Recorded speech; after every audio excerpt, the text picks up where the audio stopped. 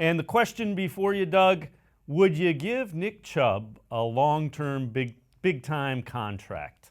I think I know where you're going with this, but I'll throw it out there. Is Nick Chubb worth a big contract?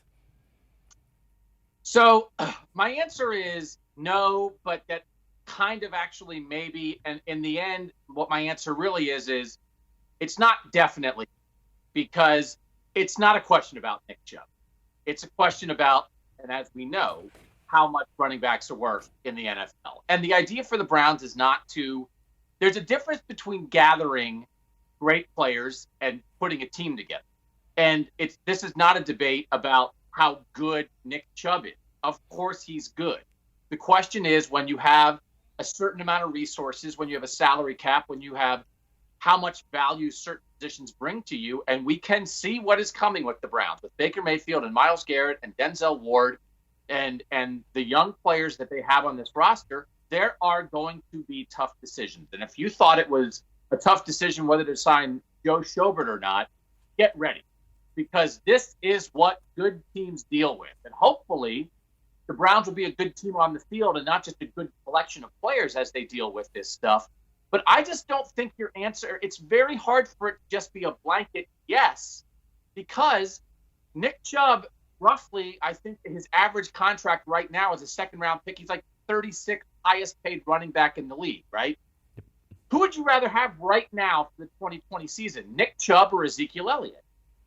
Maybe there's a debate. Maybe you'd say Zeke, but not by much. Ezekiel Elliott's making $16 million a year. Nick Chubb making $1.8 million a year.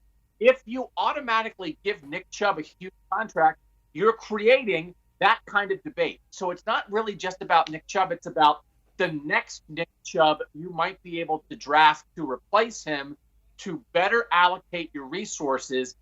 This is what good teams have to deal with. This might be a very sticky problem, but if this is your problem as a franchise, that's a good problem to have. Too many good players who deserve too much money.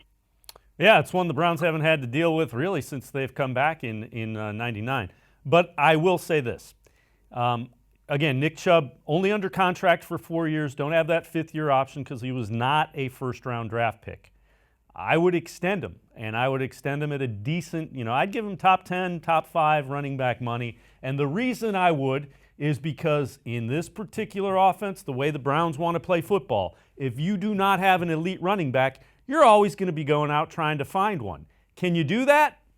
Maybe, but it's taken the Browns a long time to find a guy that looks like an elite running back. I've seen a lot of William Greens in that orange helmet, and I like Nick Chubb a whole lot more.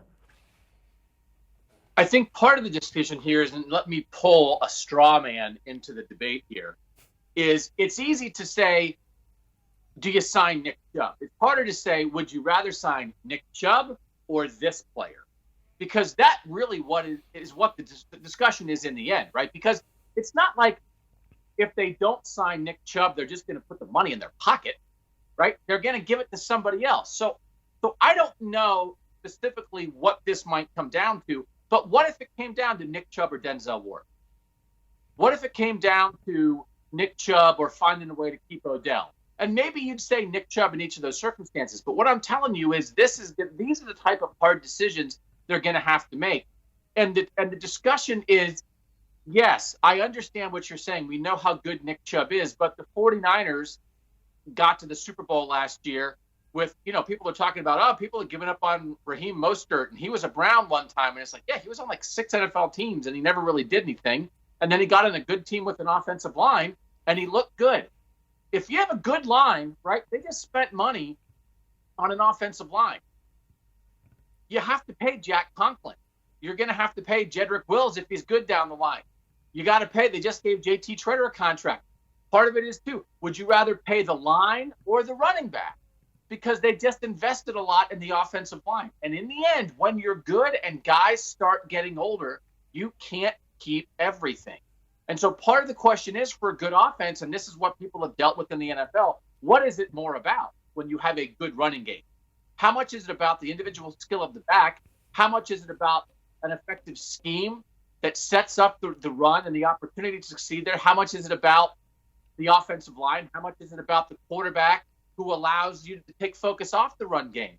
Man, it gives me a knot in my stomach to like think about Nick Chubb being great and leaving. But at the minute Ezekiel Elliott signed his contract in Dallas, people started wondering, it's not about how good he is. It's, is that the best way to make the Cowboys win a Super Bowl? By spending that money there. Which is why, man, it's great when you have these windows, you've got to hit. You've got to hit on these young guys while they're here. Because right now, I mean, Nick Chubb, he's making about 1.8, right, on his contract. He's a $12 million running back right now. He's just not a lot. He doesn't have to be paid that. He's as good as that.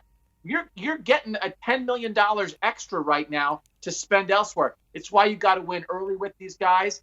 Great job, John Dorsey, drafting him, but also you just might have to believe in your front office that they can find another back in the second or third round who can be close enough that the money is better used elsewhere. Well, you used the 49ers as a example. Look at their wide receivers.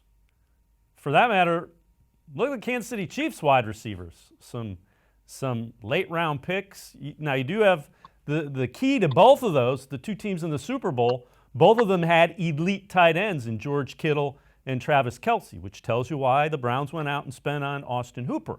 But the wide receivers, that might be, if you're asking me, do I invest as heavily in the wide receivers? Probably not. Probably not in this offense that Kevin Stefanski likes to run, and even the Kansas City Chiefs. I mean, Sammy Watkins was a retread. I mean, they had lesser wide receivers. We have two big-time contracts sitting there out wide in an offense that often likes to use two tight ends and one wide receiver. What do? I think that's where I think you get the money to pay Nick Chubb, to be completely honest about it. Yeah. So hey, wow, Dave Bacon wants to run Jarvis and Odell out of town. That's not what I said. when you have to talk about who you're not gonna pay, right? So that's the idea. But there, I don't know that I disagree with that, right? But again, right now, well, you sure as heck don't have much behind them. So then you have to go out and find cheaper free agents, or you have to target receivers in the draft, right? Because maybe Donovan Peoples-Jones comes along. This is the task at hand, and it's fun to think about this again. Building a team to win is hard. It's just as hard to keep teams together to keep winning, because in the end, and again, I hope we're doing this for 10 years. When you look at what the Seattle Seahawks have been in their successful run, they've had Russell Wilson at quarterback and Bobby Wagner at linebacker, and basically everybody else has changed. When you look at what the Patriots did with Tom Brady, I mean, it was Tom Brady and everybody else moved around him. When you are a team that continues to win, you have to pick one or two tent poles and realize no matter how much fans love guys, no matter how productive they might be, you cannot keep all your good guys if you are a good team. And so the Browns are going to have to say goodbye at some point to some of these guys. You know, it's one of those things, like Baker's a must, right? I mean, if Baker proved it, right, he's a must. And then I just don't know that there's much luxury. I think if you make your tent poles a quarterback and a guy like Myles Garrett as a defensive star, as a pass rusher, I'm not sure any team has the luxury of adding another must-keep guy to that list. Even somebody as productive as Nick Chubb, even in an offense that would seem to value the running back as much as this offense might. Here's my thought about Nick Chubb again. I think what you do, there's no fifth-year option. So going into his fourth year, you try to extend him out because you're going to be at a low level. You bump him up, significantly from what he would make in the fourth year of that contract and extend it out so that you can show him, hey, by signing this deal, you're making this much more money potentially, and it's a lesser cap hit. That would be my strategy with Chubb. I'd try to extend him out before that fourth year hits so that I can get him for the fifth, sixth, maybe even the seventh year. And then at that point, you're paying him a decent amount of money, probably not up quite where Ezekiel Elliott is, but he can go back and say, well, man, I'm making significantly more than I would make in the fourth year. They believe in me. I like this. I see it going in the right direction.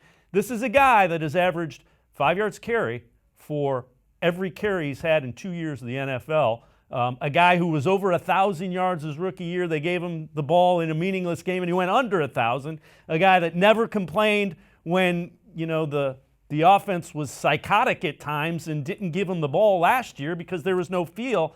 All he did was take the ball, was a good teammate, and did everything he could to help this team win. Those are the kind of guys you want in your locker room. That's why I think you extend them. This sounds to me like the Francisco Lindor script, which sounds great on the team side. Here's the thing. You just laid out a case, and I think we all do this at times. You laid out a case about like what a great guy Chubb is. I think sometimes the greater the guy is, we accidentally sometimes think like he's such a great guy, like he'd take the extension. He doesn't need to become a full free agent, right? What a great guy. When we know how good he is, right? You know who else knows how good Nick Chubb is? Nick Chubb and his agent. So what you just laid out is what Andrew Berry is going to do. Andrew Berry has said that. That is their strategy. And Joe Schobert, they didn't, because Andrew Berry wasn't here a year ago, they didn't try that with Joe Schobert. They got to the point, and then they didn't want to pay what Joe Schobert was going to make as a free agent, and they lose him. Andrew Berry has said, we want to sign our young guys. We want to keep them. We want to get moving on that early. That's why they're reportedly talking about this kind of stuff with Myles Garrett. So you can understand that strategy, but you can't make a player agree to your strategy to keep him. And that is the thing I think we have to realize, right? They have short shelf lives. Mm-hmm. They have to get their money in contract too. And we just have seen enough times. Dalvin Cook in Minnesota is making noise about this. Ezekiel Elliott's situation was not easy before basically the Cowboys gave in and gave him almost everything he wanted, right? I agree. And I think Andrew Berry agrees with everything you laid out, Dave. I'm just not sure that we can automatically assume that Nick Chubb and his agent agree. Yeah, I mean, you really have to incentivize it in that fourth year to make them sit down and look at it. The other thing to keep in mind, unlike baseball, most of these contracts are not guaranteed. And here's an earth-shattering one for you, Doug. A lot more football players get injured than baseball players and miss seasons. So you have to make it worth his while that, mitigate some of that, maybe front load it a little bit to make it worth his while. That's how I think you convince Nick Chubb it's a good idea to sign on. If you wait till he's a free agent, he's going to be up there in the Ezekiel Elliott realm. And it's just one of those situations. I mean, if the guy dropped a 2,000-yard season, so now we get into. Here's the thing with some of this stuff. If you want to keep a guy, sometimes you're almost better off as a fan rooting for him to not be super awesome right away, right? Which nobody wants to do. It's like, oh, what if Nick Chubb is not the best running back in the NFL this year? It increases your chances of keeping him long term. It's just a tough dance. But the point of this is the Browns have not had to do this dance because this is not a problem they've had. They have not had to deal with having great players reach this point of their careers. This is new to them, but this is where Andrew Berry is going to make his money, right? John Dorsey, when he came in, he made his bones by going out and adding guys, right? By drafting Baker Mayfield and by trading for Odell Beckham Jr. There are enough guys in place. Great. Okay. Andrew Berry did sign Austin Hooper and Jack Conklin and guys like that. But navigating the decisions, first of all, prioritizing who they're going to try to keep, and then finding ways to get this done, extend guys early, manage the cap. This is not an easy thing to do. So I do think Andrew Berry is going to do what you said. But I also think Andrew Berry's going to have a line in the sand that even when he's going to have a line that he's going to say, we just can't go there. It doesn't make sense when you look at the balance sheet of how to build a successful NFL franchise. It doesn't make sense to spend that much money on running back. And I just think it's very possible, even in everything you laid out of extending them early, trying to incentivize to sign now, you get more in your fourth year. I just think his line in the sand might end up short of what a running back who might have proven that he's one of the best 5 running backs in the league. I just think their lines might be too far apart to get it done.